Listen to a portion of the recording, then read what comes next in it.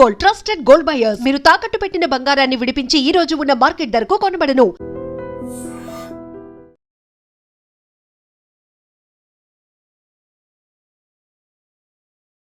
మీరు civil services సాధించాలనే సంకల్పం ఎలా మొదలైంది? అసలు మీరు ఎన్నిసార్లు అటెంప్ట్ చేశారు?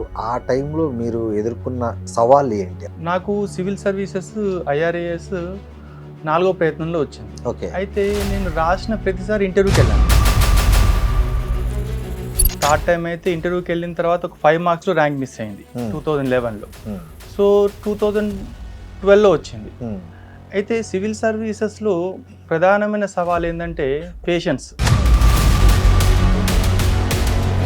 సో మీరు ఆ 4th అటెంప్ట్లో క్లియర్ అయినా కూడా మళ్ళీ 6th అటెంప్ట్ వరకు ఎందుకు వెళ్ళారు? అంటే నాకు యాక్చువల్గా ఐఆర్ఏఎస్ వచ్చింది 4th అటెంప్ట్లో. మనం కూడా ఇంకొకసారి రాద్దాము, అటెంప్ట్స్ కూడా ఉన్నాయి. అలాగే మా ఫాదర్ కూడా కొంచెం ఇంకోసారి రాయన్నాడు. ఇప్పుడు మీరు సాఫ్ట్వేర్ ఇంజనీర్గా పనిచేసేటప్పుడు సాఫ్ట్వేర్ అనేది ఫుల్ బ్లూమ్లో ఉంది. సో అట్లాంటి రంగాన్ని వదిలేసి మళ్ళీ సివిల్ సర్వీసెస్ వైపు రావాలనే ఆలోచన ఎందుకు వచ్చింది మీకు? యాక్చువల్గా నేను పనిచేసినప్పుడు 2007-8లో రీజన్ జాబ్ మానేసే టైంకు I use to get 50,000 rupees per month salary. చాలామంది ఐఏఎస్ ఐపీఎస్లు మానేసి ఇక్కడికి వస్తున్నారు. They are joining in private company. Hi, నమస్తే, వెల్కమ్ టు ఐడ్రీమ్ మీడియా. నేను మీ రొద్దం శ్రీనివాస్. సివిల్ సర్వీసెస్ గ్రామీణ విద్యార్థులకు ఒక అందని కళ. అందున తెలుగు మీడియం నుంచి వచ్చే విద్యార్థుల గురించి చెప్పాల్సిన అవసరం లేదు. అలాంటి టఫెస్ట్ సివిల్ సర్వీసెస్ను తెలుగు మీడియం నుంచి వచ్చి, అది కూడా ఒక మారుమూల గ్రామం నుంచి వచ్చి ఎలా సాధించారు, ఆ సక్సెస్ స్టోరీ వెనకున్న కష్టాలేంటి, కన్నీళ్ళేంటి, అతని అనుభవాలు ఏంటి అనేది తెలుసుకోవడానికి ఇవాళ మనతో దక్షిణ మధ్య రైల్వే ఐఆర్ఏఎస్ అధికారి శ్రీ కోట్ల ఉదయనాథ్ గారు ఉన్నారు. ఆయన అడిగి ఆయన సక్సెస్లో ఎదురైన అనుభవాలు, ఆయన పడ్డ కష్టం, ఆయన ఎలా ఈ అత్యున్నత సర్వీస్కి చేరుకున్నారనేది ఆయన మాటల్లోనే విందాం. నమస్తే ఉదయనాథ్ గారు. నమస్తే అండి. ఉదయనాథ్ గారు, అసలు మీలాంటి వాళ్ళు ఒక సక్సెస్ స్టోరీకి ఎగ్జాంపుల్ అని చెప్పచ్చు. ముఖ్యంగా గ్రామీణ ప్రాంత విద్యార్థులకు, అందున తెలుగు మీడియం చేరే విద్యార్థులకి మీదే ఒక పెద్ద సక్సెస్ స్టోరీ, ఇన్స్పిరేషన్ స్టోరీ లాగా చెప్పచ్చు. అసలు ఏంటి మీరు సివిల్ సర్వీసెస్ సాధించాలనే సంకల్పం ఎలా మొదలైంది? అసలు మీ బ్యాక్గ్రౌండ్ ఏంటి? మీరు ఏ ఊరు నుంచి ఎట్లా ఈ ప్రయాణం మొదలుపెట్టారు? థ్యాంక్ యూ అండి. మాది నార్కర్నూలు జిల్లా కొల్లాపూర్. మా మదరు ఫాదరు ఇద్దరు టీచర్సే. మా ఫాదర్ హెడ్ మాస్టర్గా చేసి రిటైర్ అయ్యారు. మా mother still working as a teacher in Kollapur. అయితే జనరల్గా టీచర్స్ కిడ్ కావడం వల్ల, అలాగే ఫస్ట్ నుంచి మేడ్ స్టూడెంట్గా ఉండడం వల్ల ఒక ఆలోచన వచ్చేది, పెద్దగా అయ్యాక ఏదైనా పెద్ద ఉద్యోగం చేద్దామని చెప్పి. అప్పుడు మా నాన్నని అడిగాను, నాన్న పెద్ద ఉద్యోగం అంటే what is the best job that I can do? అప్పుడు ఆయన అన్నారు, కలెక్టర్ జాబ్ బాగుంటుంది, collector job is the best job that మనం అంటే నువ్వు ట్రై చేయడానికి కానీ నువ్వు సాధించడానికి కానీ అని అన్నారనమాట. సో నా సబ్కాన్షియస్ మైండ్లో నా ఒకటి పడిపోయింది, సరే పెద్ద అయ్యాక మనం కలెక్టర్ కావాలని పడిపోయింది. అయితే మనము ఫస్ట్ నుంచి మేడ్ స్టూడెంట్ కావడం వల్ల 10th క్లాస్లో మంచి మార్క్స్ వచ్చాయి. తర్వాత ఇంటర్మీడియట్, తర్వాత ఎంసెట్ ర్యాంక్ 1000 వచ్చింది. తర్వాత ఉస్మానియా యూనివర్సిటీలో ఇంజనీరింగ్ చేశాను. సో ఇదంతా అయిన తర్వాత కొన్ని రోజులు సాఫ్ట్వేర్ ఇంజనీర్గా జాబ్ చేశాను. చేసిన తర్వాత అప్పుడు అనుకున్నాను, అరే మనం సివిల్ సర్వీసెస్ క్లియర్ చేద్దామని అనుకున్నాం కదా, మనం అది సాధిద్దాం అనుకున్నాం కదా అని చెప్పేసి అది ప్రిపేర్ అయ్యాను. అంటే నాకు సమాజానికి ఏదో కొంచెం చేయాలి, అలాగే సమాజంపై ఎంతో కొంత ప్రభావం మనం కల్పించాలనే ఉద్దేశం ఉండే. అందుకనే నేను ట్రై చేశాను.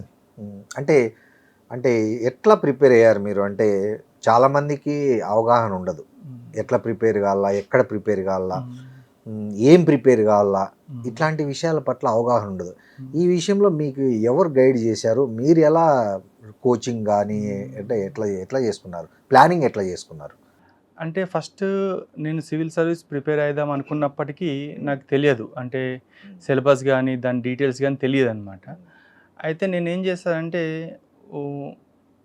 ఫస్ట్ ఏం చేశానంటే ఒక కోచింగ్ ఇన్స్టిట్యూట్కి వెళ్ళాను. ఓకే. కోచింగ్ ఇన్స్టిట్యూట్కి వెళ్ళి అక్కడ సంబంధించిన సిలబస్ కానీ, అలాగే దానికి సంబంధించిన ప్రీవియస్ ఇయర్ క్వశ్చన్ పేపర్స్ కానీ అవన్నీ చూశాను.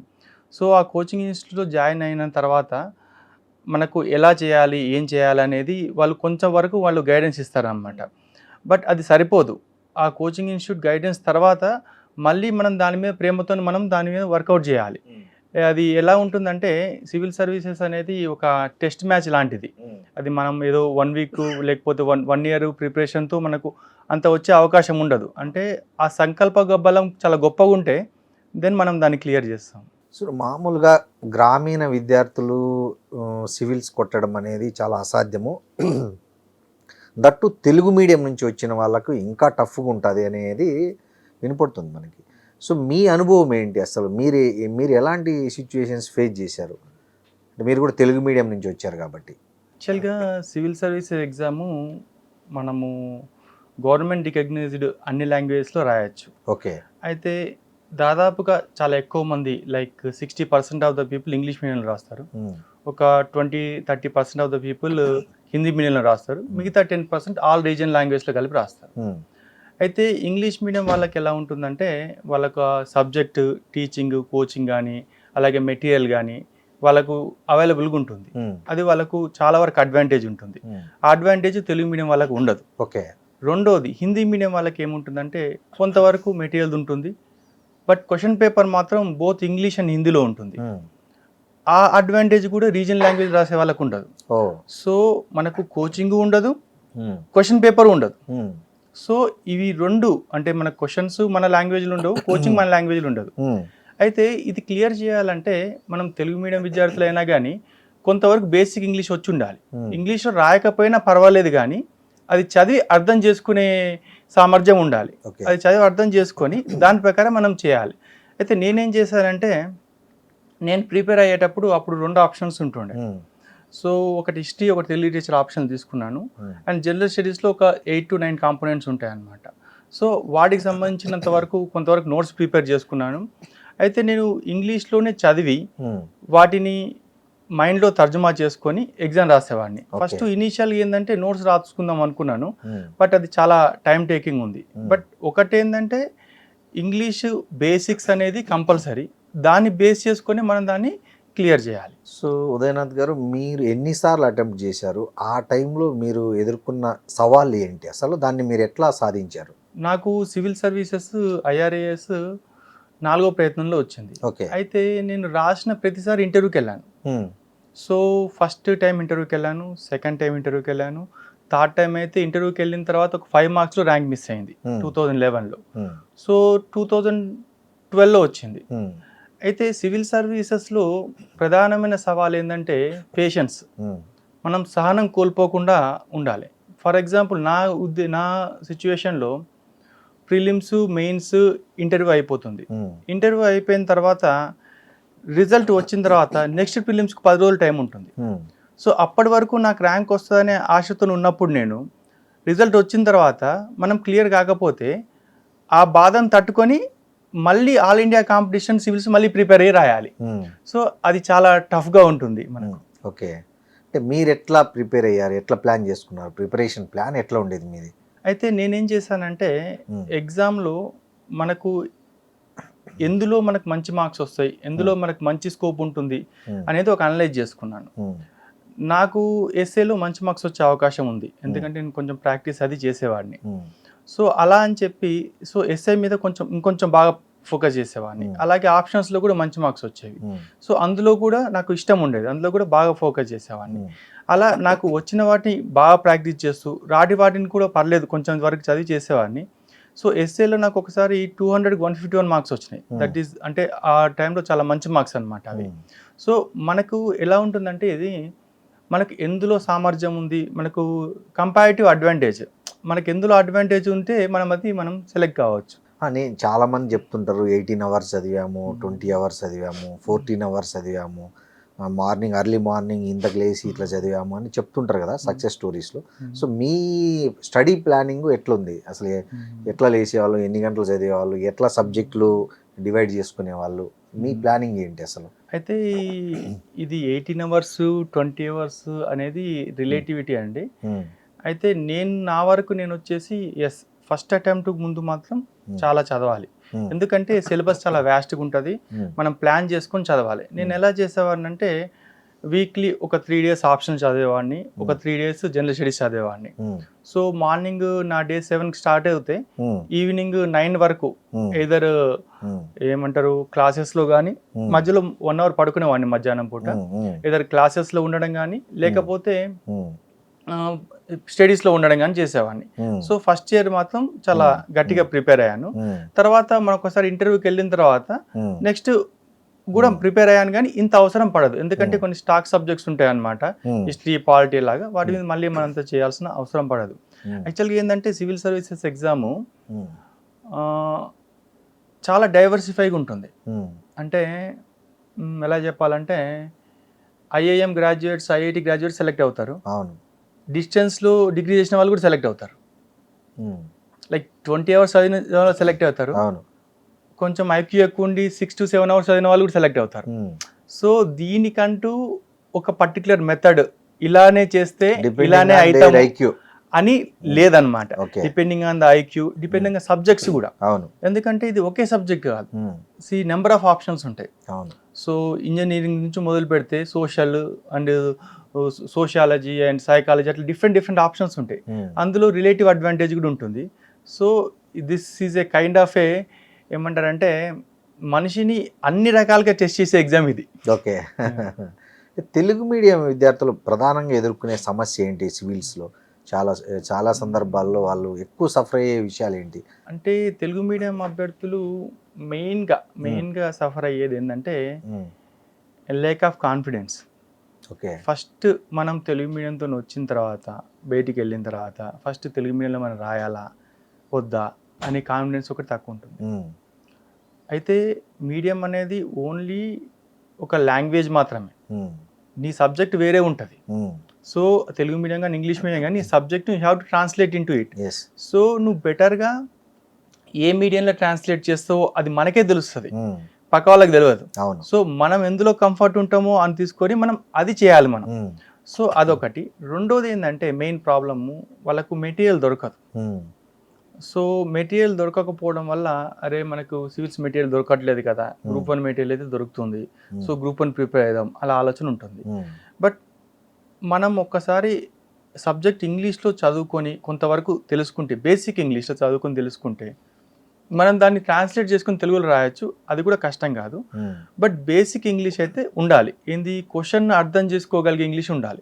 ఎందుకంటే ప్రిలిమ్స్ అయినా మెయిన్స్ అయినా అవి కంపల్సరీ మనకు ఇంగ్లీష్ ఆర్ హిందీలోనే ఉంటాయి, తెలుగులో ఉండవు. మీరు 3 times రాలే, ఎట్లా ఫీల్ అయ్యారు అప్పుడు? మీరు డిప్రెషన్ కానీ లేకపోతే ఇంకా రాదని నిరుత్సాహపడ్డారా? అప్పుడు మిమ్మల్ని మోటివేట్ చేసిన అంశాలు ఏంటి అసలు? ప్రతి వ్యక్తికి ఒక మోటివేషన్ ఉంటుంది కదా, సో మీకు ఆ టైంలో ఏంటి మోటివేషన్ అసలు? కరెక్టే అండి. యాక్చువల్గా కొంచెం డిప్రెసింగ్ ఉంటుంది. మనం అంతసార్లు పోయి మనం ఇంటర్వ్యూ దాకా వెళ్ళి, మనతో పాటు ఇంటర్వ్యూకి వెళ్ళిన వాళ్ళు సెలెక్ట్ అయిపోయి వాళ్ళు మీడియాకి ఇంటర్వ్యూస్ ఇస్తుంటే వాళ్ళు దే ఆర్ సెలెక్టెడ్, మళ్ళీ మనం ప్రిలిమ్స్ రాయాలంటే చాలా కష్టంగా ఉంటుంది. అంటే I don't say it is very easy అని నేను చెప్పను. అయితే ఫస్ట్ టైం రాలేదు సివిల్స్, సరే ఫస్ట్ టైం ఇంటర్వ్యూకి వెళ్ళాము, మనకు అదే అచీవ్మెంట్, సరే నెక్స్ట్ టైం వస్తుంది అని అనుకున్నాను.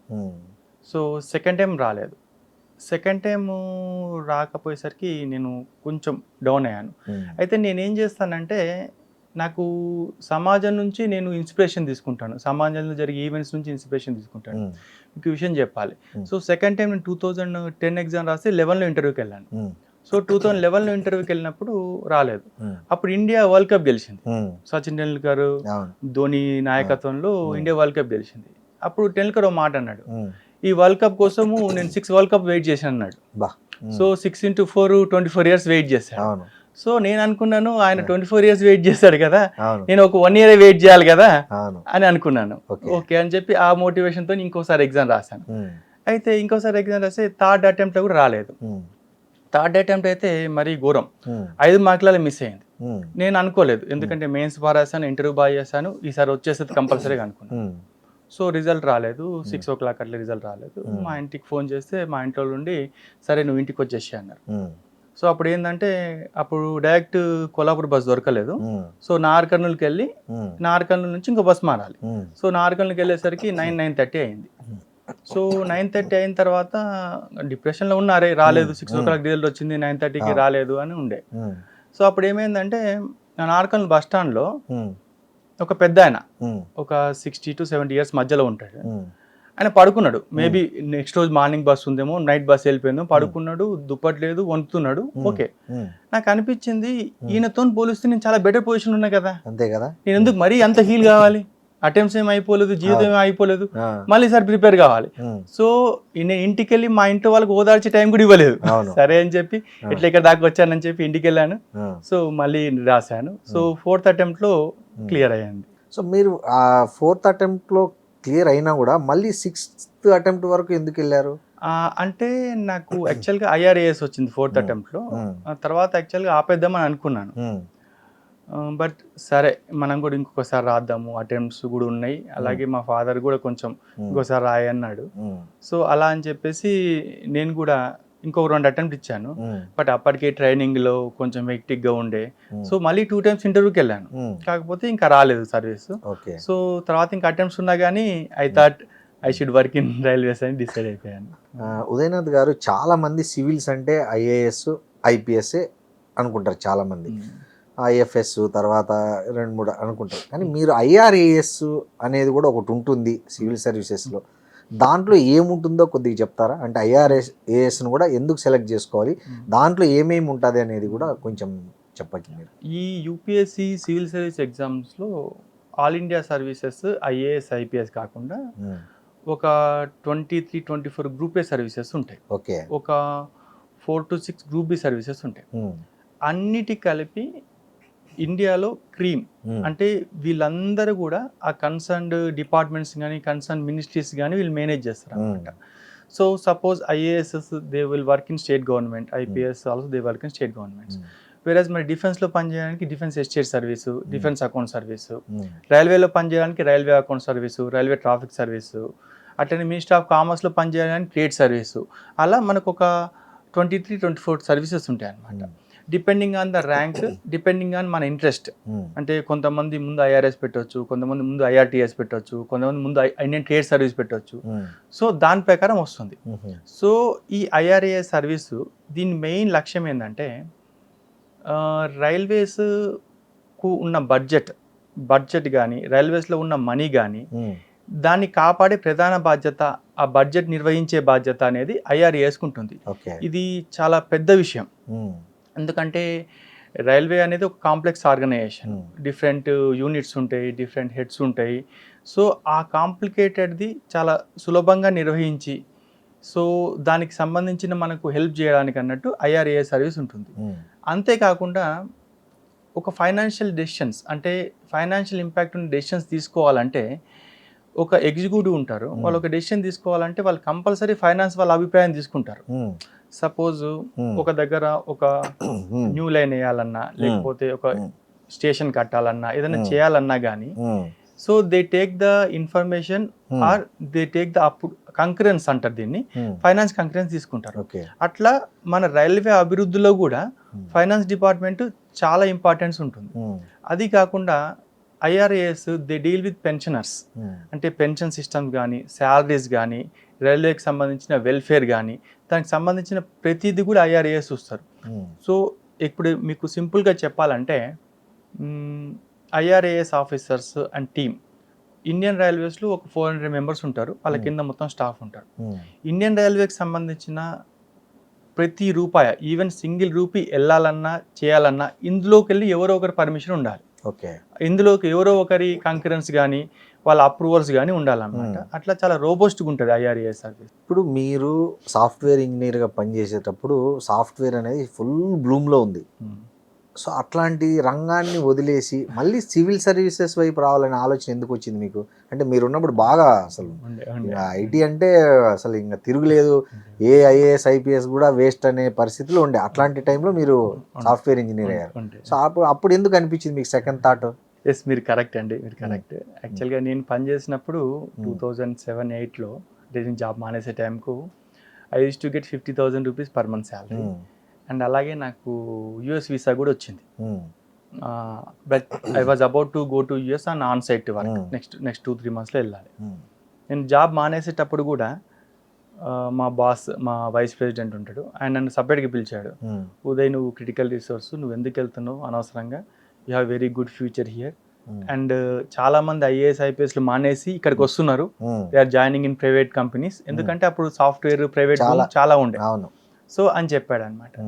అయితే బేసిక్గా మేబీ బికాస్ ఆఫ్ ద గ్రామీణ నేపథ్యం, మనకి చిన్నప్పుడు నుంచి ఉన్న ఐఏఎస్ కావాలి, కలెక్టర్ కావాలనే ఒక చిన్న ఆలోచన, అండ్ మోర్ లైక్ నేను సోషలైజ్డ్ పర్సన్ అనమాట. అంటే I want to meet people, వాళ్ళని కలవడం చేయడం అనేది నాకు చాలా ఇష్టం.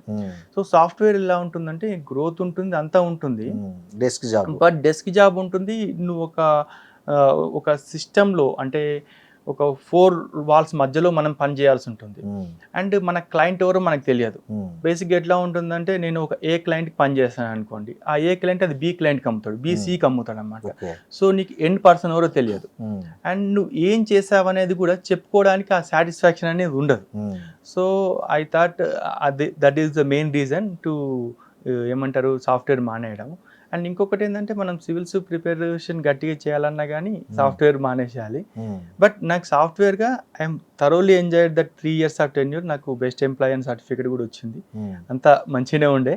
బట్ ఇది రావాలనుకున్నా కాబట్టి అది వదిలేసాను. Otherwise software is a very good profession.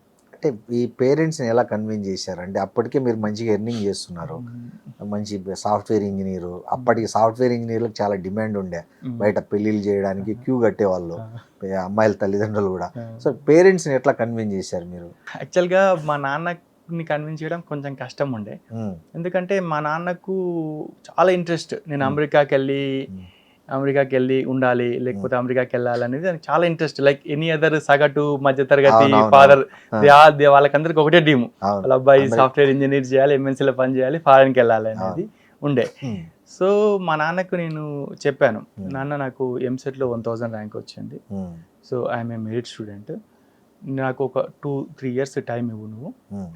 So 2-3 years టైంలో నేను ప్రిపేర్ అవుతాను, నేను సెలెక్ట్ అవుతాను, లేకపోతే మళ్ళీ సాఫ్ట్వేర్ జాబ్లో జాయిన్ అయ్యేందుకు అవకాశం ఉంటుంది అని మా నాన్నను కొంచెం కన్విన్స్ చేశాను. మా మదర్ అయితే she is always with me. ఆమె ఏమన్నదంటే, వాడు చదువుకుంటా అంటుండు కదా, is not saying any other thing, ఓన్లీలే మనం సపోర్ట్ చేద్దాం అన్నారు. సో ఫస్ట్ వాళ్ళు చెప్పినట్టు ఫస్ట్ టైం నాకు ఎప్పుడు ఇంటర్వ్యూ కాల్ వచ్చిందో, దెన్ మా ఫాదర్ ఫుల్గా కన్విన్స్ అయిపోయాడు, సరే వీనికి డెఫినెట్గా జాబ్ వస్తుంది అనుకున్నాడు. అయినా కానీ సెకండ్ ఇంటర్వ్యూ తర్వాత నేను మళ్ళీ పేరెంట్స్ మీద ఎందుకు డిపెండ్ కావాలని చెప్పి కొన్ని రోజులు టీచింగ్ చేశాను, ఐఏఎస్ అకాడమీలో కొన్ని రోజులు టీచింగ్ చేశాను. సో టీచింగ్ చేసిన తర్వాత కూడా మామూలుగా మనకు తెలుస్తుంటుంది, కానీ మిడిల్ క్లాస్లో ఎట్లా ఉంటుంది అంటే, మీ బాబు ఏం చేస్తున్నావు అట్లా రకరకాలుగా ఉంటుంది. సో టీచింగ్ చేసేవాడిని, I used to earn handsome amount. So అప్పుడు ఏమైందంటే, మళ్ళీ మా నాన్నను అట్లా అందరూ ఎట్లా అంటున్నారు, ఏం చేస్తున్నావు అంటే, సరే అని చెప్పి స్టాఫ్ సెలక్షన్ కమిషన్ ఎగ్జామ్ రాశాను. సో స్టాఫ్ సెలక్షన్ కమిషన్ ఎగ్జామ్లో ఏజీ ఆఫీస్లో ఆడిటర్గా సెలెక్ట్ అయ్యాను. సో దట్ మళ్ళీ ఒక గవర్నమెంట్ జాబ్ వచ్చిందనమాట. సో దట్ అక్కడ కూడా మా నాన్న సాటిస్ఫై అయ్యాడు. అక్కడ ఏజీ ఆఫీస్లో ఆడిటర్ జాయిన్ అయిన ఒక 6-7 monthsకు I got selected in to IRAS. ఫైనల్గా నేను ట్రైనింగ్లో ఉన్నప్పుడు వైట్ పాస్పోర్ట్ మీద యూనివర్సిటీ ఆఫ్ కాలిఫోర్నియాలో నేను ఒక 3 weeks కోర్స్కి వెళ్ళాను. సో మా నాన్న కళ కూడా, నేను అమెరికాకి వెళ్ళాలనే కళ కూడా తీరింది. సో ఇంజనీరింగ్ చేసి సివిల్స్లోకి రావాలనుకునే స్టూడెంట్స్కి మీరు ఒక ఎగ్జాంపుల్, మీరు కూడా ఇంజనీరింగ్ చేశారు. సో మీ అనుభవం ద్వారా వాళ్ళకి ఏం సలహా ఇస్తారు? ఇంజనీరింగ్ నుంచి వచ్చేవాళ్ళు సివిల్స్ క్లియర్ చేయడానికి ఎట్లా చేస్తే బెటర్ అనుకుంటారు? యాక్చువల్గా ఏమవుతుందంటే, ఇంజనీరింగ్లో మోర్ లైక్, అంటే any engineering, maths, analytics, data related things ఉంటాయన్నమాట. సో అవన్నీ కూడా సివిల్స్లో మనకు ప్రాబ్లమ్ సాల్వింగ్కి కానీ, లేకపోతే మన స్టార్టింగ్లో ప్రిలిమ్స్లో ఒక పేపర్ ఉంటుంది, CSAT, civil service aptitude test అని, అది క్లియర్ చేయడానికి ఉపయోగపడుతుంది. అది ఒక ఆస్పెక్ట్. సెకండ్ ఆస్పెక్ట్ ఏంటంటే, if they are able to grasp ఫాస్ట్గా మనం గ్రాస్ప్ చేశారు అనుకోండి, లైక్ ఎలిమినేషన్ మెథడ్లో కానీ, లేకపోతే దానికి సంబంధించిన విషయాలు తెలుసుకోవడంలో కానీ, సో చేస్తే వాళ్ళకు కూడా అది చాలా యూజ్ అవుతుంది అనమాట.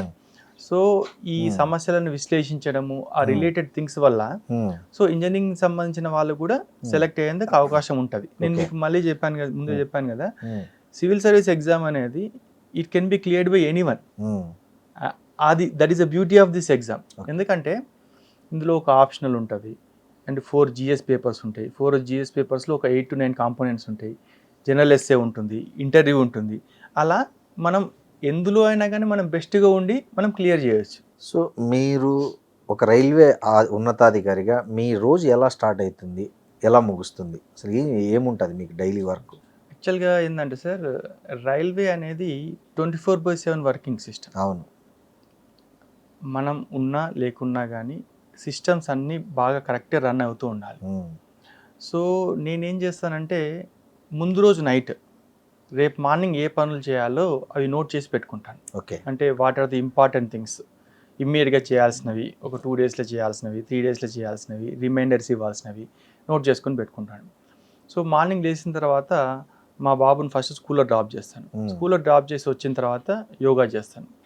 సో యోగా చేసిన తర్వాత ఆఫీస్కి వెళ్ళిన తర్వాత ఇమ్మీడియట్గా ఈ టాస్క్స్లో ఈరోజు చేయాల్సిన పనులు రిలేటెడ్ థింగ్స్ అన్నీ కూడా కన్సర్న్ ఆఫీసర్స్ కానీ కన్సర్న్ స్టాఫ్స్ కానీ డిస్ట్రిబ్యూట్ చేసి సో వాటిని మానిటర్ చేస్తుంటాను. మాకు రెగ్యులర్గా మీటింగ్స్ ఉంటాయి, అలాగే విజిటర్స్ కూడా వస్తుంటారు. నేనేం చేస్తానంటే విజిటర్స్కి అట్లా టైమింగ్స్ ఏం పెట్టాను, బికాజ్ వాళ్ళు ఎక్కడ దూరం నుంచి వస్తారు. They can come at any time and meet me, only red light ఉన్నప్పుడు తప్ప, otherwise they can come and meet me. So అలా పెడతాను. సో ఫస్ట్ 11-11:30 తర్వాత విజిటర్స్ వస్తుంటారు, వాళ్ళకి సంబంధించి గ్రీవెన్సెస్ ఉంటాయి. అంటే పెన్షనర్ గ్రీవెన్సెస్ కానీ, స్టాఫ్ గ్రీవెన్సెస్ కానీ, లేకపోతే వేరేకి సంబంధించిన విషయాలు కానీ సో ఉంటాయి అన్నమాట. అవి చేస్తుంటాను. సో మీటింగ్స్ అటెండ్ అవుతుంటాను. అండ్ మాకు ఆ రెగ్యులర్ ఫ్లో ఆఫ్ వర్క్ ఉంటుంది. అంటే ఒక ఆఫీసర్కి ఏమేం చేయాలనేవి ఆల్రెడీ ముందు డిసైడ్ అయిపోయి ఉంటాయి అనమాట. ఎవ్రీ మంత్ ఏం చేయాలి, లేకపోతే ఎవ్రీ వీక్ ఏం చేయాలి, ఇయర్లీకి సంబంధించిన రిపోర్ట్స్ ఏం చేయాలి, సో దానికి సంబంధించి చేస్తుంటాను. సో ఈవినింగ్ 6-6:30 ఆ టైంకి మళ్ళీ ఇంటికి వెళ్తాను. ఇంటికి వెళ్ళి మా బాబుతో కాసేపు ఆడుకొని ఇంకా డే అయిపోతుంది. ఓకే సార్, మీ ఊరికి రైల్వే లైన్ రావాలని మీరు ఎప్పుడైనా కలగన్నారా కొల్హాపూర్కి? సో మీ ఊరికి రైల్వే లైన్ కోసం మీరు ఏం చేశారు అసలు? యాక్చువల్గా ఎస్పెషల్లీ తెలంగాణలో రైల్వేది చాలా తక్కువ ఉంటుంది మనకు. అంటే అలవాటు తక్కువ ఉంటుంది. ఎందుకంటే Telangana kind of a circle షేప్లో ఉంటుంది కాబట్టి మనకు ఆ స్టేషన్స్ అదంతా కూడా చాలా చాలా తక్కువ అనుభవంలో ఉంటుంది. నేను ఇంటర్మీడియట్ నెల్లూరులో చదివాను. సో ఫస్ట్ టైం నేను ట్రైన్ ఎక్కింది నా 15th ఇయర్లో ట్రైన్ ఎక్కాను. ట్రైన్ ఎక్కడం అనే ఎక్స్పీరియన్సే నాకు 15th ఇయర్లో ఉంది. సో అటు నుంచి ఇటు వచ్చాను, మంచిగా అనిపించింది. సరే నేను ఎప్పుడు మా నాన్న అడిగేవాడిని, బస్సు పోయే దారిలోనే ట్రైన్ కూడా వేయొచ్చు కదా అది తెలియక స్కూల్లో ఉన్నప్పుడు. సో బస్సు ఎలా పోతుంది, ట్రైన్ కూడా అట్లనే పోతుంది కదా అని అనేవాడిని అనమాట. అయితే మా నాన్న ఏదో చెప్పాడు, ఓకే అనుకున్నాను. అయితే ఇక్కడికి రైల్వేలో జాయిన్ అయినాక తెలిసింది ట్రైన్ అనేది చాలా కాంప్లెక్స్ థింగ్, చాలా అంటే చాలా కాంప్లెక్స్ థింగ్. దానికి సంబంధించిన ఎకనామిక్ ఇంపాక్ట్ అసెస్మెంట్ కావాలి, సోషల్ ఇంపాక్ట్ అసెస్మెంట్ కావాలి, అండ్ దానికి సంబంధించిన రిక్వైర్మెంట్ కూడా ఉండాలి. ఇప్పుడు రిక్వైర్మెంట్ లేకుండా గవర్నమెంట్ ఆస్తిని, గవర్నమెంట్ ఎక్స్పెండిచర్ అంత ఘనం చేయడం అంత కరెక్ట్ కాదు. అయితే కొల్లాపూర్కి సంబంధించి ఒక ప్రపోజల్ లాంగ్ బ్యాక్ వచ్చింది. సో ఆ ప్రపోజల్ అప్పుడు అంత ఏమంటారు రేట్ ఆఫ్ రిటర్న్ రాలేదని పక్కన పెట్టారు. అది మళ్ళీ పుష్ చేస్తున్నారు. సో ఒకవేళ అదిగిన వర్కౌట్ అయితే కొల్లాపూర్కి రైలు వచ్చే అవకాశం ఉంది. సో మీరు ఒక రైల్వే ఆఫీసర్, మీ ఊరి ప్రజలు మీకు ఏమైనా రైల్వేకి సంబంధించి మీకు రిక్వెస్ట్లు చేస్తుంటారా? ఎలాంటి అనుభవం మీ ఊరి ప్రజలతో మీకు రైల్వే అధికారిగా? చేస్తారండి. రైల్వే మీరు అన్నట్టు ఫస్ట్ రైల్వే లైన్ లేదు కాబట్టి సమస్యలు ఏం లేవు రైల్వేకి సంబంధించినవి. కాకపోతే రైల్వే లైన్ కావాలనే ఆశ మాత్రం ఉంది. సో దానికి సంబంధించి వాళ్ళు చెప్తారు. అదే కాకుండా మా ఊరు నుంచి ఉన్న యూత్ కానీ, పిల్లలు కానీ, వాళ్ళు కెరీర్ గైడెన్స్ కోసం కానీ, లేకపోతే జాబ్స్ కోసం కానీ, లేకపోతే చిన్న చిన్న ట్రాన్స్ఫర్స్ కోసం కానీ జనరల్గా they come and meet me. So బేసిక్గా ఏంటంటే వాళ్ళకు అంత తెలియదు, అంటే రైల్వేది ఎక్స్పీరియన్స్ ఎక్కువ లేదు. బట్ ఒక్కసారి రైల్వే వస్తే అప్పుడు వేరేగా ఉంటుంది. మీరు ఈ అకౌంట్స్ దీనికంటే ముందు డిప్యూటీ డీజీఎంగా చేశారు కదా, సో అక్కడ ఎలాంటి వర్క్ ఉండేది? అక్కడ ఏంటి అసలు స్కోప్ ఆఫ్ వర్క్ ఏముంది మీకు అసలు? నేను ఒక 2 years డిప్యూటీ జనరల్ మేనేజర్గా చేశానండి. అక్కడ వచ్చేసి నా మెయిన్ రోల్ అండ్ రెస్పాన్సిబిలిటీ ఏంటంటే ఎంపీస్ అండ్ ఎమ్మెల్యేస్ రిప్రజెంటేషన్స్ చూసి ఉమ్, వాటిని ప్రాపర్గా హ్యాండిల్ చేసి వాళ్ళకి సంబంధించిన రిప్లైస్ ఇవ్వడం. అంటే Okay. అన్ని డిపార్ట్మెంట్స్ని కోఆర్డినేట్ చేసి దానికి సంబంధించి ఇవ్వడం అన్నమాట. సౌత్ సెంట్రల్ రైల్వేలో అప్పుడు సౌత్ సెంట్రల్ రైల్వే జ్యూడిక్షన్లో 17 ఎంపీస్ ఉండేవాళ్ళు.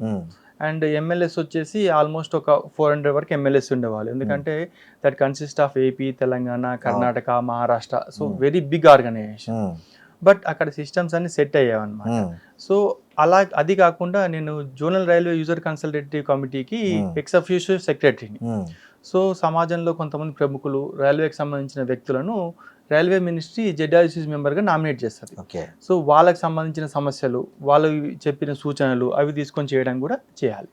అది కాకుండా నేను కంట్రోలర్ ఆఫ్ సివిల్ డిఫెన్స్, అంటే డీజీఎం సివిల్ డిఫెన్స్ అని ఒక ఆర్గనైజేషన్ ఉంటుంది, దానికి సంబంధించిన హెడ్ రైల్వేకి సంబంధించి. సో దాని యాక్టివిటీస్ అవి కూడా మనం చేయాలి.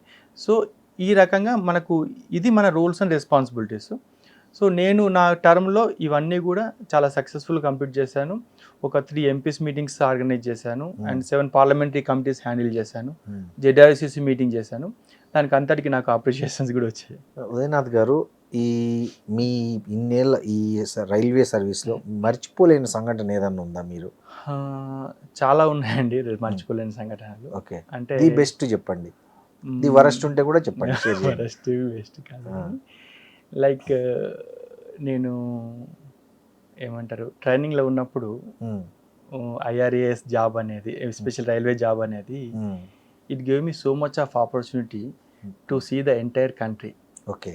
అండ్ ఈవెన్ నేను ఫారెన్లో కూడా ఒక కోర్స్ చేశాను, అది కూడా because of the railways. And ఒక చిన్న ఫన్నీ ఇన్సిడెంట్ చెప్తాను. నేను డిఎఫ్ఎం సికింద్రాబాద్కు ఉన్నప్పుడు లిఫ్ట్లో వెళ్తున్నాను. లిఫ్ట్లో వెళ్తుంటే ఒక అతను ఏదో మాట్లాడుకుంటున్నారు, ఏదో మా మదర్ది పెన్షన్ రిలీజ్ కాలేదు, పెన్షన్ ప్రాబ్లం ఏదో ఉందని మాట్లాడుతున్నాడు. నేను లిఫ్ట్లో ఉన్నాను. That was my second posting. I was very young at that time. So నేను ఏమన్నానంటే, ఏంటిది బాబు ఏంది అని అడిగాను, ఏందని అడిగాను. అతను కొంచెం యంగ్ ఉన్నాడు, అతను కొంచెం తెలియక ఇవన్నీ నీకెందుకు అన్నాడు. సరే అనుకున్నాక నేను మళ్ళీ నా ఛాంబర్లో కూర్చున్నాను. అతను వెయిట్ చేసి నన్నే కలిసాడు. సో అట్లా అదొక kind of a funny incident, లేకపోతే ఒక టైప్ ఆఫ్ రిమెంబరింగ్. ఏమన్నాడు మిమ్మల్ని చూసి? అదే సార్ మీరు ఇక్కడ ఉన్నారు అంటే, అవును బాబు నేను ఆ సబ్జెక్ట్ కాబట్టి నేను అడిగాను ఏంటిది అని చెప్పి, అప్పుడే నిన్ను తీసుకొద్దాం అనుకున్నాను సార్, నువ్వు చెప్పలేదు, సరేలే నువ్వు వచ్చాక చూద్దామని ఆగాను, అట్లా అనుకున్నాను. అది కాకుండా నేను రీసెంట్గా డీజీఎం ఉన్నప్పుడు కంట్రోల్ ఆఫ్ సివిల్ డిఫెన్స్గా ఆపరేషన్ సింధూర్ మాక్ డ్రిల్ చేసాం. So operation Sindoor mock drill చేసాము, ఫస్ట్ టైం మనం అది చేసింది. ఎందుకంటే ఆ మాక్ డ్రిల్స్ మనము 1972 వార్ తర్వాత after 45 years of the time మనం ఫస్ట్ టైం చేస్తాం. ఎందుకంటే మనకు అది ఏం చేయాలి ఏం తెలియదు. జస్ట్ ఒక 2-3 days బిఫోర్ నోటీస్లోనే మనం చేయాల్సి వచ్చింది. బట్ అది మనము కాచిగూడ రైల్వే స్టేషన్లో చాలా బాగా చేస్తాం, అవేర్నెస్ థింగ్. సో అట్లా అండి. సార్ ఉదయనాథ్ గారు, మీరు 6 interviews అటెంప్ట్ చేశారు. అసలు ఆ 6 interviewsలో మీరు ఎట్లాంటి క్వశ్చన్స్ ఫేస్ చేశారు? ఫస్ట్ ఇంటర్వ్యూకి లాస్ట్ ఇంటర్వ్యూకి మీకు ఎట్లాంటి మెచ్యూరిటీ వచ్చింది? అసలు ఏంటి మీరు ఎదుర్కొన్న టఫెస్ట్ క్వశ్చన్స్ ఏంటి? వాటిని మీరు ఎలా ఆన్సర్ చేశారు? అవునండి, 6 interviews అటెండ్ అయ్యాను. యాక్చువల్గా ప్రతి ఇంటర్వ్యూ దేనికది ప్రత్యేకం. ఎట్లుంటుంది అంటే, చాలా మంది ఆస్పిరెంట్స్కు సెలెక్ట్ కావాలని ఉంటుంది, లేకపోతే కనీసం ఒకసారి ఇంటర్వ్యూకి వెళ్ళాలని ఉంటుంది. ఈవెన్ అది కూడా ఒక గౌరవం లాంటిది. ఫస్ట్ పీకే మిశ్రా సార్ బోర్డు ఉంటుండే. అయితే వెళ్ళిన తర్వాత first question my first interview ఏమని అడిగానంటే, భగవద్గీత చాలా పెద్ద బుక్ కదా, అంత పెద్ద బుక్ అంటే అంత పెద్ద ఇన్ఫర్మేషన్ని అక్కడ వార్ జరిగేటప్పుడు అందరినీ ఆపి కృష్ణుడు అర్జున్కి ఎలా చెప్పింటాడంట అన్నాడు. నాకు అసలు ఫస్ట్ ఢిల్లీ కొత్త, ఇంటర్వ్యూ కొత్త, ఈయనది ఇట్లా అడిగిందని చెప్పాను. బట్ అప్పుడు ఏదో ఒక ఆన్సర్ చేశాను. బట్ ఆయననే చెప్పాడు, అదేంటంటే కంప్యూటర్లో డేటా ట్రాన్స్ఫర్ అయినట్టు వాళ్ళకి చాలా ఫాస్ట్గా డేటా ట్రాన్స్ఫర్ అవుతుంది, so with in seconds data transfer అవుతుంది అని చెప్పాడు అన్న. ఇంకొకసారి ఏమైందంటే, ఇంకో క్వశ్చన్ ఆమె ఏం అడిగిందంటే, మేడం నువ్వు ఎప్పుడు సివిల్స్ ప్రిపేర్ అవుదాం అనుకున్నావు అని అడిగాను. అడిగితే నేను అన్నాను, నేను చిన్నప్పటి నుంచే అనుకున్నాను. Then she asked me, then నువ్వు చిన్నప్పటి నుంచి అయితే నువ్వు ఇంజనీరింగ్ ఎందుకు చేస్తావు, అవన్నీ ఎందుకు చేస్తావు, అని అడిగింది. అయితే ఇక్కడ మనం గమనించాల్సింది ఏంటంటే ఎస్పెషల్లీ మనం తెలంగాణ, ఆంధ్రప్రదేశ్, కర్ణాటక ఈ స్టేట్స్లో do we really giving choice to children education? మన పిల్లల ఎడ్యుకేషన్కు ఛాయిస్ ఇవ్వట్లేదు. ఆ ఛాయిస్ ఉన్నది అంటే చిన్నప్పుడు సరిగ్గా చదువుకోవడానికి ఛాయిస్ ఉంది. బాగా చదువుకునే మెరిట్ స్టూడెంట్కు బాగా సపోజ్ 10th టెన్ జీపీఏను 9.8 జీపీఏను మా అప్పుడు 550 మార్క్స్ 530 మార్క్స్ వచ్చిన అతనికి ఎవరైనా డేర్ చేసి సిఈసీలో కానీ హెచ్ఈసీలో కానీ జాయిన్ చేస్తారా? చేయరు. సో తను చూజ్ చేసుకున్న చాలా చులకనగా చూస్తారు. సో చూజ్ చేసుకున్న చులకనగా చూస్తారు. చూజ్ చేసుకున్న అవకాశం కూడా ఉండదు. అవును, ఇప్పుడు చదువుకొని పిల్లగాడు అంటే సరే వీడు పాస్ అయితే చాలనుకుంటారు. బట్ ఒక మెరిట్ స్టూడెంట్కి ఆ అవకాశం ఉండదు. సో నేను ఎంపీసీ చేయాల్సి వచ్చింది. సో ఎంపీసీ చేసిన తర్వాత బాగా చదివిన తర్వాత ఎంసెట్ ర్యాంక్ ఒక 1000 వచ్చిన తర్వాత ఉస్మాన్ యూనివర్సిటీలో కాలేజీలో సీట్ వచ్చిన తర్వాత ఎన్నికి వెళ్ళే అవకాశం ఉంటుందా? ఉండదు. నో నాకు 1000 ర్యాంక్ వద్దు, నేను మళ్ళీ బీఏ చేస్తా, నిజాం కాలేజీలో లేకపోతే ఉస్మాన్ యూనివర్సిటీలో బీఏ చేస్తా అనే అవకాశం ఉంటుందా? ఉండదు.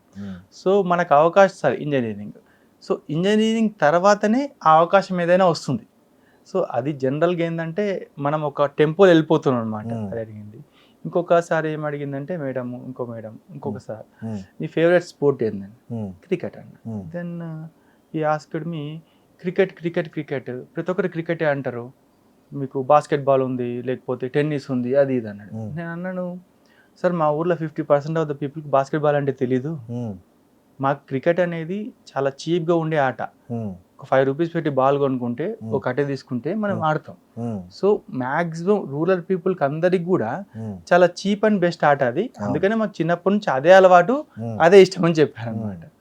తర్వాత ఇంకొక ఇంటర్వ్యూలో ఏం అడిగారంటే people don't learn from history, అవునా కాదా అన్నాడు. నేను అప్పటికప్పుడు అవునని చెప్పాను. అవునని చెప్పాను. చెప్తే దెన్ ఈ గివ్ మీ ఎగ్జాంపుల్స్ అన్నాడు. సరే, నాకు మళ్ళీ స్ట్రైక్ అయ్యి ఏం చేశానంటే మహమ్మద్ గజనీ ఇండియాకి వచ్చాడు, ఇండియన్స్ అతన్ని ఆపలేకపోయారు. మళ్ళీ we didn't learn any lessons. Then Muhammad Ghori కూడా వచ్చాడు, రీసెంట్గా చెప్పన్నాడు. రీసెంట్గా చెప్పంటే అప్పుడు అమెరికా సిరియా వార్ అవుతుండే. ఆ టైంలో అమెరికా సిరియా వార్ అవుతుండే. సో అమెరికా సిరియా అంతకుముందుకు అమెరికా ఇరాక్ వాళ్ళు ఏం నేర్చుకోలేదని చెప్పాను. అంతకుముందుకు అన్నాడు, అంతకుముందుకు వియత్నాం వాళ్ళు ఏం నేర్చుకోలేదని చెప్పాను. Then he got kind of convinced. So అట్లా సో చాలా అనుభవాలండి. బట్ కొందరు తెలంగాణ స్టేట్ గురించి అడిగారు. అప్పుడు తెలంగాణ ఫార్మేషన్ టైం అనమాట, 2009, 10, 11. సో దాని మీద వ్యూస్ అడిగారు. సో అట్లా ఆ ఇంటర్వ్యూ అనేది they will just see your personality, అంటే మనం ఎలా రెస్పాండ్ అవుతున్నాము. రేపొద్దున మన ఆఫీసర్గా ఇతన్ని సెలెక్ట్ చేస్తే, లేదా ఎందుకంటే ఒక ఆఫీసర్ కింద చాలామంది అంటే చాలా డెసిషన్స్ ఉంటాయి అన్నమాట. Whether is able to take the matured decisions అనే టైప్లో ఉంటుంది. సో ఉదయనాథ్ గారు, మీరు కొత్తగా తెలుగు రాష్ట్రాల నుంచి, ముఖ్యంగా తెలుగు మీడియం కావచ్చు, అర్బన్ ఏరియాలో కాకుండా కొంచెం రూరల్ ఏరియాలో చదువుకున్న వాళ్ళు సివిల్స్ కట్టాలంటే వాళ్ళు ఎక్కడ కోచింగ్ తీసుకుంటే బెటర్? ఢిల్లీనా, హైదరాబాదా? అంటే నాకు తెలిసి 2 బెస్ట్ ఉన్నాయి. ఇంకేమైనా ఆల్టర్నేటివ్స్ ఉన్నాయా?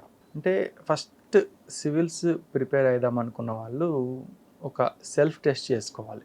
ఓకే, అసలు ఎందుకు అయిదాం అనుకుంటున్నాం? మన పేరెంట్స్ ప్రెజరా, మనమే కావాలనుకుంటున్నాం. సో మనం కావాలనుకుంటున్నప్పుడు మనం నిజంగానే కావాలనుకుంటున్నామా, లేకపోతే ఒక ట్రయల్ లాగానే అనుకుంటాం? మూడోది ఏంటంటే మనం దీని మీద ఒక 2-3 years టైం పెట్టగలుగుతామా? పెట్టిన తర్వాత మనకు వేరే ఆపర్చునిటీస్, వేరే ఆల్టర్నేటివ్స్ ఉన్నాయా? సో ఈ 3 బేరీ చేసుకొని ఫస్ట్ రంగంలోకి దిగాలి. సో ఒకసారి దిగినాక కోచింగ్ అనేది it is kind of a guide. అంటే మొత్తం ఓవరాల్గా వాళ్ళు చేయరు. బట్ ఏమైందంటే కోచింగ్ వెళ్తే మనకు చాలా వరకు ఒక టీమ్ ఉంటుంది, ఒక గ్రూప్ లాగా మనం అవుతాం. ఇప్పుడు కోచింగ్ సెంటర్లో బాగా ప్రిపేర్ అయినాం అనుకోండి, ఒక గ్రూప్ అవుతాం. సో ఆ గ్రూప్ ఏం చేస్తుంది అంటే వాళ్ళు కూడా బాగా ప్రిపేర్ అయితే వాళ్ళు వేరే దగ్గర నుంచి నోట్స్ కానీ, ఇన్పుట్స్ కానీ, లేకపోతే ఒక సబ్జెక్ట్ వాడు మంచిగా చదువుతాడు, ఒక సబ్జెక్ట్ నువ్వు మంచిగా చదువుతావు.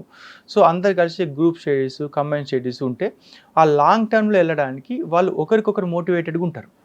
ఇది ఏమవుతుందంటే ఇయర్స్ పాస్ అవుతుంటాయి, మనకి ఇయర్లో ఒకే అవకాశం ఉంటుంది. అవును. ఒకసారి క్లియర్ కాకపోతే మళ్ళీ 1 year వరకు మనం వెయిట్ చేయాలన్నమాట. సో మోటివేషన్ అనేది చాలా ఇంపార్టెంట్. కోచింగ్ కూడా ఇంపార్టెంటే, బట్ కోచింగ్ ఒకసారికి, కానీ దాని ఒక 10% కన్నా ఎక్కువ రోల్ ఉండదు కోచింగ్. సో అంటే అంటే ఢిల్లీ బెటర్, ఎక్కడ బెస్ట్ కోచింగ్ సెంటర్ ఉంది మీకు తెలిసినంత వరకు? నాకు తెలిసినంత వరకు హైదరాబాద్లో కూడా మంచి కోచింగ్ సెంటర్స్ ఉన్నాయి. ఢిల్లీలో కూడా of course Delhi is a hub for the civil service exam, అందులో కూడా బెస్ట్ కోచింగ్ సెంటర్స్ ఉన్నాయి. ఇప్పుడు ఢిల్లీకి వెళ్ళి అక్కడ వాతావరణానికి, అక్కడ కల్చర్ షాక్ తట్టుకొని ఆ ఎక్స్పెన్సెస్ బేర్ చేయగలిగితే Delhi better. Otherwise Hyderabad also equally competent to Delhi, ఎందుకంటే మేమంతరం హైదరాబాద్లో చదువుకొని క్లియర్ చేసినాం కాబట్టి. Hyderabad also equally competent to Delhi. So హైదరాబాద్లో కూడా మనం ప్రిపేర్ కావచ్చు. దానికన్నా ముఖ్యంగా చాలా వరకు యూట్యూబ్ వీడియోస్ కానీ, మన సంబంధించిన ఇన్స్టాగ్రామ్ ఛానల్స్ కానీ చాలా వరకు ఉన్నాయన్నమాట, మన Telegram channels. So Telegram channels కూడా ఉన్నాయి. సో వాటి వద్ద కూడా ప్రిపేర్ కావచ్చు. అయితే ప్రిపేర్ కావడానికి ఈ చెప్పాను కదా సార్, ఈ 10% ఉంటుంది ఇది కోచింగ్ సెంటర్. సో ఆ 10% మన సొంతంగా ప్రిపేర్ అయ్యి మనం మోటివేటెడ్గా ఉండాలి అట్లా. ఓకే, ఒకవేళ మీరు సివిల్ సర్వెంట్ కాకపోయి ఉంటే ఏమై ఉండేవాళ్ళు అసలు? యాక్చువల్గా నేను సాఫ్ట్వేర్ ఇంజనీర్ జాబ్ చేశాను. సో యుఎస్ వీసా వచ్చింది. సో యుఎస్ వీసా మళ్ళీ ఏజీ ఆఫీస్లో కూడా వర్క్ చేశాను. ఏజీ ఆఫీస్లో కూడా వర్క్ చేశాను. సో మేబీ నేను సాఫ్ట్వేర్ ఇంజనీర్ కొన్ని రోజులు కంటిన్యూ చేసి నేను టీచింగ్ కూడా చేశాను కాబట్టి, అంటే సివిల్స్ ఒకవేళ క్లియర్ కాకపోయి ఉంటే నేను మళ్ళీ ఆ టీచింగ్లో కంటిన్యూ అయ్యి ఫర్దర్గా ఇంకేదైనా ఒక ఎంటర్ప్రెన్యూర్గా చేసి ఏదో ఒకటి నాకంటూ ఒక గుర్తింపు, సమాజానికంటూ నేను ఎంతో కొంత మాత్రం చేసేవాడిని. ఎందుకంటే సివిల్ సర్వీసెస్ అనేది లక్ష్యం కాదు, అంటే దట్ ఈస్ నాట్ గోల్, అది టూల్. గోల్ ఏంటిది? గోల్ అనేది సమాజానికి ఏదైనా చేయాలనేది గోల్. అవును, సివిల్ సర్వెన్సే చేయాల్సిన అవసరం లేదు. అట్లంటే మళ్ళీ 30,000 మంది సివిల్ సర్వెంట్ తప్ప మిగతా వాళ్ళందరూ ఏం చేయట్లేదు, అట్లా కాదు కదా. సో ఆ గోల్ రీచ్ కావడానికి వేరే వేరే దారులు చాలా ఉంటాయి. నేను ఇంటర్మీడియట్లో చదివేటప్పుడు మా మ్యాథ్స్ సార్ చెప్పేవాడు అనమాట, when 1 door is closed, n-1 doors will be opened where any sufficiently large అని. సో అట్లా సివిల్స్ అనేది ఒకటి మిస్ అయితే ఇంకో దీంట్లో నేను చేసేవాడిని. ఇప్పుడు చాలా మంది సివిల్ సర్వీసెస్ ప్రిపేర్ అయ్యి లాస్ట్ అటెంప్ట్లో కూడా ఇదే వాళ్ళు ఉంటారు. అట్లాంటి వాళ్ళకు మీరు ఏం సలహా ఇస్తారు? అంటే సీరియస్గా సివిల్స్ ప్రిపేర్ అయ్యి లాస్ట్ అటెంప్ట్ వరకు సీరియస్ సివిల్ ప్రిపేర్ అయిన వాళ్ళకు నిజానికి నా సలహా అవసరం లేదు. ఎందుకంటే లైఫ్ అప్పటికే వాళ్ళకి చాలా టీచ్ చేసి ఉంటుంది. ఓకే, ఎందుకంటే the kind of maturity he will get, అంటే రియల్గా 5 times 4 times చేసిన వాళ్ళకు ఉంటుంది.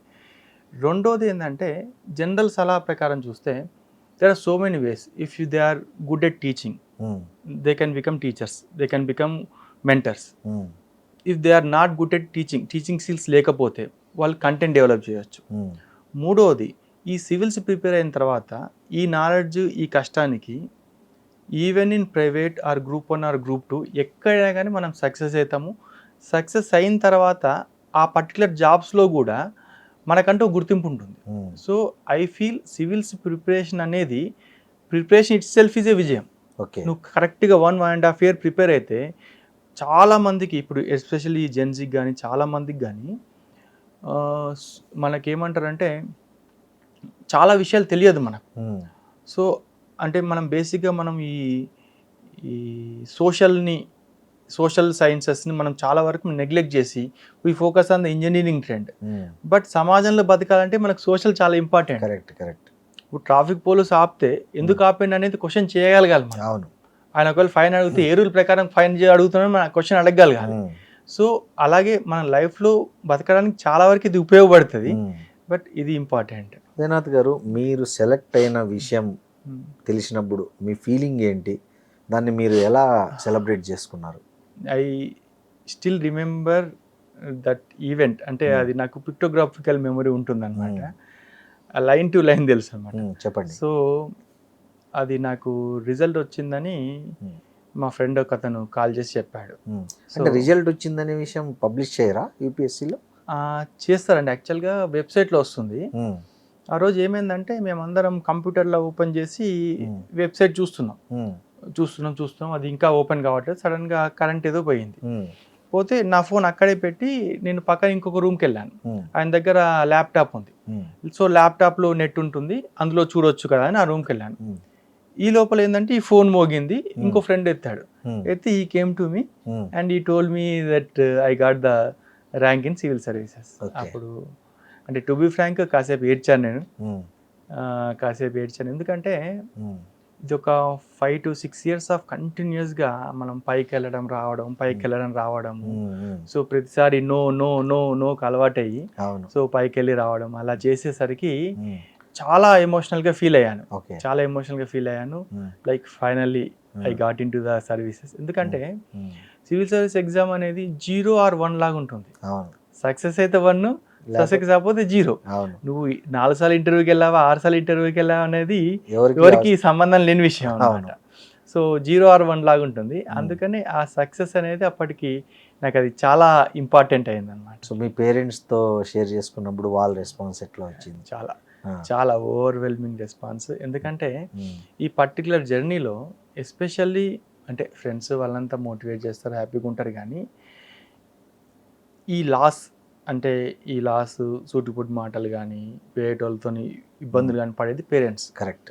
సో వాళ్ళు ఏమంటారు, అరే మంచిగా అమెరికా పోయి జాబ్ చేస్తుండే కదా, ఎందుకు అశోనాలు తిరుగుతున్నాడు. సో వాళ్ళు అవే నా దగ్గరికి రాకుండా వాళ్ళే ఆ బాధ అనుభవించేటోళ్ళు. సో మోర్ పెయిన్ వాళ్ళు అనుభవించారు కాబట్టి దే ఎంజాయ్డ్ మోర్. అండ్ మా ఫాదర్ కూడా ఈ also felt very happy and నిజంగా చాలా మంచి. Thank you. Right and thank you very much.